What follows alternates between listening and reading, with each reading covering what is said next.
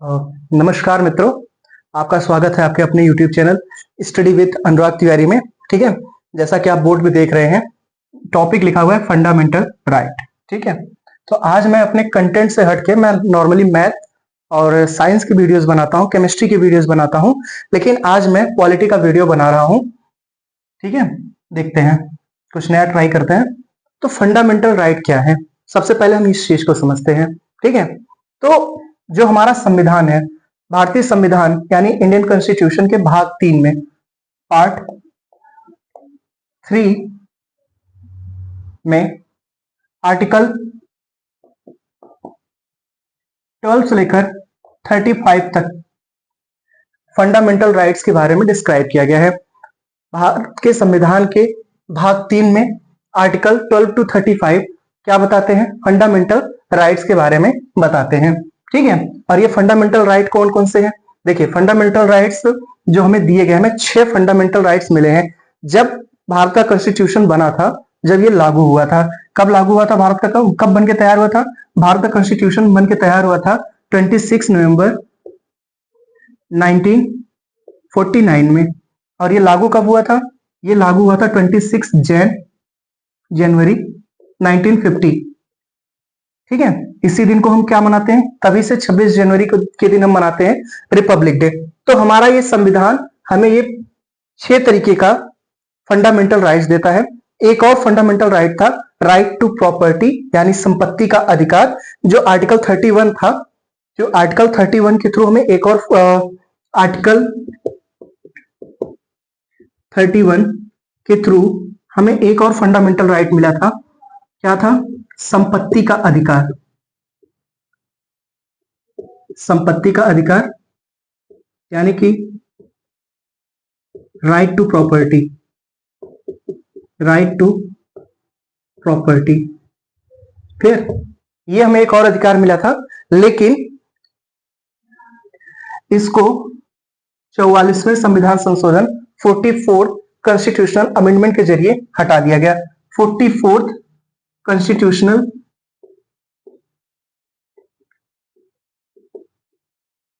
Amendment के जरिए इसको हटा दिया गया और ये फंडामेंटल राइट ना होकर के एक लीगल राइट बन गई। क्या बन गई? लीगल राइट, संपत्ति का अधिकार।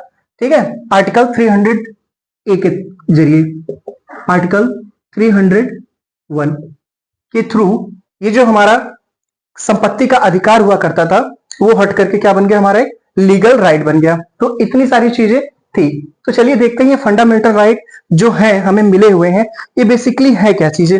अच्छा, जब हमें फंडामेंटल राइट मिले हैं तो इन फंडामेंटल राइट्स की कुछ खासियत भी होगी, कुछ विशेषताएं हैं। क्या विशेषताएं हैं?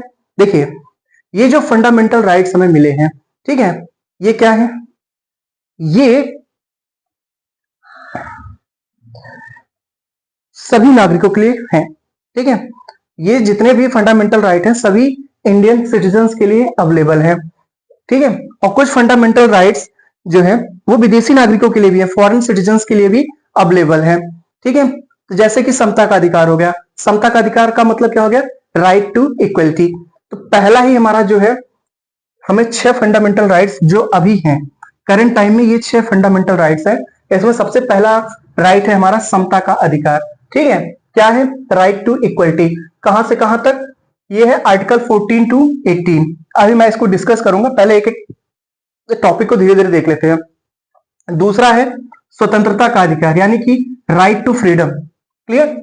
Right to freedom. यहां पर भी आर्टिकल 19 टू 22 हमें स्वतंत्रता का अधिकार मिलता है। तीसरा है राइट अगेंस्ट एक्सप्लॉयटेशन, अगर शोषण के विरुद्ध अधिकार। ये है हमारा आर्टिकल 23 से 24। ये 2 आर्टिकल्स है जो राइट अगेंस्ट एक्सप्लॉयटेशन होते हैं। क्योंकि आपको पता होगा कि जब देश आजाद हुआ था तो यहाँ पे बहुत तरीके के एक्सप्लॉयटेशन की तकनीक हुआ करती थी, जैसे बधुआ मजदूरी।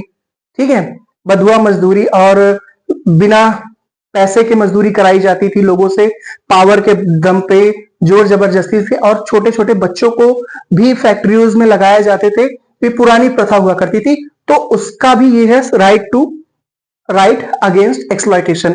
तीसरा है धर्म की स्वतंत्रता, right to freedom of religion. India में हर किसी को अपने धर्म को अबाध रूप से मानने की स्वतंत्रता है। ठीक है, वो हिंदू होगा तो अपने हिंदू रीति रिवाजों से पूजा कर सकता है, मुस्लिम अपनी मुस्लिम टेक्निक से, जैसे मुस्लिम तरीके होंगे पूजा पाठ की जो पद्धति होगी, उनके जो नमाज करने की पद्धति होगी उसके हिसाब से सिख, क्रिश्चियन, बौद्ध, जैन सभी को अपने धर्म को स्वतंत्रता से मानने का अधिकार है। तीसरा है हमारा, ये पांचवा जो है, ये चौथा हो गया।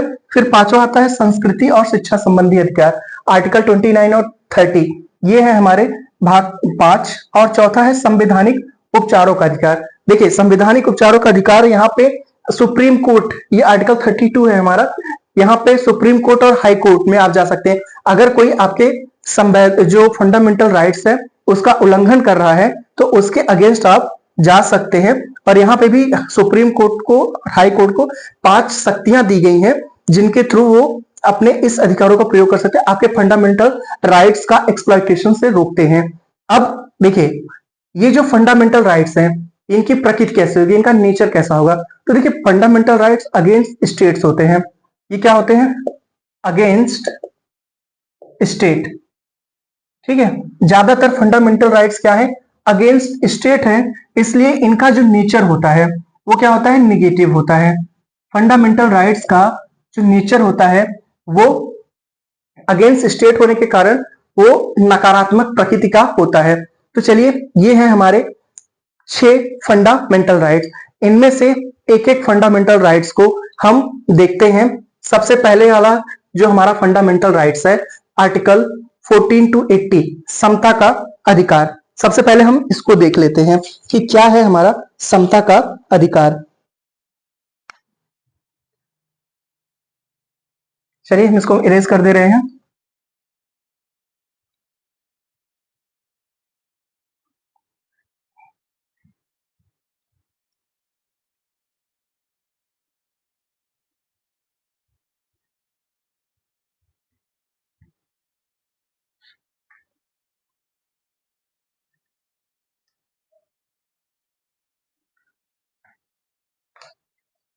Right to equality. ठीक है, अब इसमें सबसे पहला आता है आर्टिकल 14। आर्टिकल 14 देखिए, जब देश आजाद हुआ, आजाद देश में बहुत से तरीके के भेदभाव हुआ करते थे। ठीक है, लोगों को लिंग, जाति, भेद, इसके आधार पे उनके साथ में भेदभाव किया जाता था। कास्ट, कास्ट, रेस, ठीक है, बर्थ प्लेस, इस तरह के 5 तरीकों के आधार पर लोगों के साथ में भेदभाव होते रहते थे। और भारत में अभी भी बहुत सारा भेदभाव होता रहता है, वो अलग चीज है, लेकिन इस आधार पे होते रहते थे। उसके लिए समता का अधिकार प्रदान किया गया। तो सबसे पहला समता का अधिकार है विधि के समक्ष समान एवं विधियों का समान संरक्षण। विधि के समक्ष समता एवं विधियों का समान संरक्षण। आर्टिकल 14 है विधि के समक्ष समता एवं विधियों का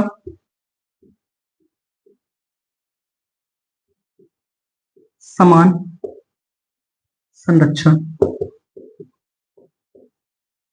ये आर्टिकल 14 है। देखिए इसमें 2 टर्म है, क्या है? विधि के समक्ष समता, ठीक है, दूसरा क्या है?